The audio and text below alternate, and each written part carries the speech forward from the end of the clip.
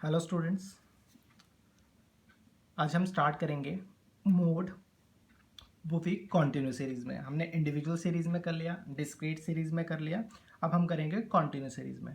तो continue series में करने के लिए इसका फॉर्मूला होता है हमारे पास, मोड को डिनोट करते हैं z से, z equals to L1 plus F1 minus F0 over 2F1 minus F0 minus F2 multiply by I। अब z तो मोड होता है, L1 होएगा lower limit of the modal class, ठीक है, ये चीज़ याद रखना। उसके बाद हमारे पास F1 frequency of the modal class, यानी जो जहाँ पे लोअर लिमिट होएगी उसके बिल्कुल सामने की फ्रीक्वेंसी जो होएगी वो F1 होएगी। उसके बिल्कुल इमीडिएट ऊपर वाली जो होएगी वो हमारे पास F0 होएगी, frequency of the pre modal class, और F2 पोस्ट की वैल्यू यानी उसके बाद की frequency of the post modal class, और आई हमारे पास size of the modal group, ठीक है। कई बार क्वेश्चन में क्या होता है हमारे पास कि हमें सारी चीज़ें कैलकुलेट करने के लिए बोल दी जाती हैं कि हमें मीन भी कैलकुलेट करना है, मीडियन भी कैलकुलेट करना है और मोड भी कैलकुलेट करना है। उस केस में आपने सिर्फ दो चीज़ें कैलकुलेट करनी है, तीसरे के लिए डायरेक्ट फॉर्मूला पुट कर देना, उसके लिए ये वाला फॉर्मूला लगाने की ज़रूरत नहीं है आपको मोड के लिए। उस केस में आप डायरेक्ट फॉर्मूला लगाओगे बच्चे, z equals to 3m minus 2 mean.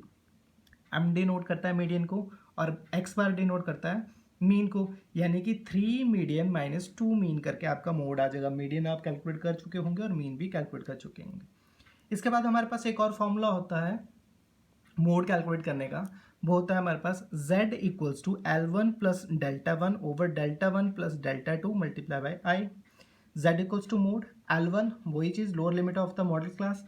अब हमारे पास डेल्टा 1 क्या होता है, deviation of F1 minus F0, और डेविएशन में क्या होता है, इग्नोर करते हैं हम नेगेटिव सिंबल्स को, ये डेविएशन का सिंबल होता है हमारे पास, ठीक है। और delta 2 deviation of F1 minus F2, और I size of the modal group हो जाएगा हमारे पास। अब हम इस फॉर्मूले के अकॉर्डिंग क्वेश्चन करेंगे, और वही चीज़ याद रखना बच्चे कि हमने उस चीज़ में क्या करना था कि लास्ट में क्या चीज़ वैल्यू आएगी हमारे पास, आंसर क्या आता है, और अगर हमारे पास ग्रुपिंग टेबल इंप्लीमेंट होना होता तो किस तरह से हम करते हैं। तो बढ़ते हैं क्वेश्चन की तरफ। अब क्वेश्चन में हमारे पास इस तरह से गिवन है, क्वेश्चन गिवन है हमारे पास, calculate the mode from the following data. अब वेजेस गिवन है 0 to 5, 5 to 10, 10 to 15, 15 to 20, 20 to 25, 25 to 30 and 30 to 35। अब नंबर ऑफ वर्कर्स दे रखे हैं इसमें 3, 7, 15, 30, 20, 10 और 5 दे रखा है इसमें, ठीक है। तो इस चीज़ में हमने सबसे पहले क्या करना है बच्चे, सबसे पहले हमने इसके वेजेस लिख लेने हैं, जो कि हमारे पास क्लास इंटरवल है।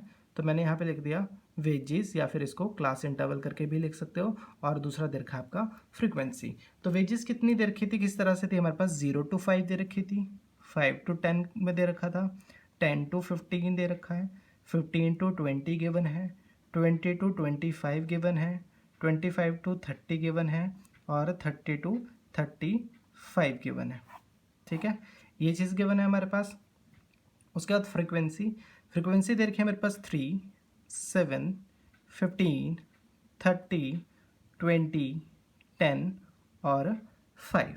तो इसमें हमने सबसे देखना है कि सबसे ज़्यादा फ्रीक्वेंसी कौन सी है, सबसे हाईएस्ट फ्रीक्वेंसी कौन सी है हमारे पास 30, तो इसको हम अंडरलाइन कर लेंगे। हमने क्या पढ़ा था, L1 क्या हो जाएगा हमारे पास इस क्लास की लोअर लिमिट, तो L1 हो जाएगा इस केस में हमारे पास 15। इसमें जो सिलेक्ट होएगी, जो मॉडल क्लास में सिलेक्ट होता है वो फ्रीक्वेंसी यानी F1 हो जाएगी, इसके प्री यानी पहले की वैल्यू जो होगी हमारे पास F0 हो जाएगी, और उसके पोस्ट यानी वो F2 हो जाएगी, ठीक है।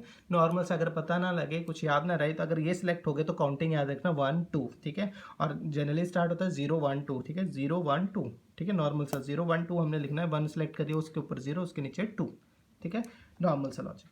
तो उसमें हमारे पास सारी वैल्यूज आ गई। अब हमने क्या करना है, इसमें z का फॉर्मूला पुट कर देना। तो z equals to L1 plus F1 minus F0 over 2F1 minus F0 minus F2 multiply by I।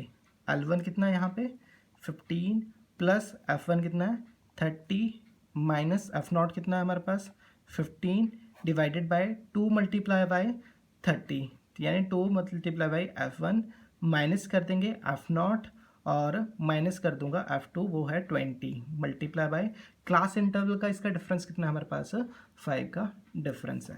तो हमने कैलकुलेट कर लेंगे इसको 15 प्लस 13 माइनस 15 बच गया हमारे पास 15 डिवाइड बाई ये हो गया हमारे पास 20 मल्टीप्लाई बाय 30 60 में से हमने कितना 35 लेस कर देना तो रिमेनिंग बच गया हमारे पास 25 बचेगा और मल्टीप्लाई बाई 5 वन ज़ा 5 5 ज़ा 25 5 वन ज़ा 5 5 3 ज़ा 15 तो ये आ जाएगा हमारे पास 15 plus 3 which is equals to 18। ठीक है, तो हमारे पास क्या बन जाएगा मोड इक्वल्स टू यानी z इक्वल्स टू 18 आंसर बन जाएगा।